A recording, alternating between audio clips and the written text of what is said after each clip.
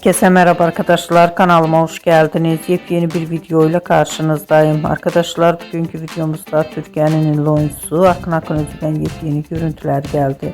Ben de bu muhteşem görüntüleri sizler için YouTube kanalımda video halinde sunuyorum. Umarım beğenirsiniz. Arkadaşlar videomu beğendiyseniz kanalımı izlemeyi ve bildirim butonuna basmayı unutmayın. Şimdilik benden bu kadar olsun. Yeni videomuzda görüşmek üzere. Hoşça kalın.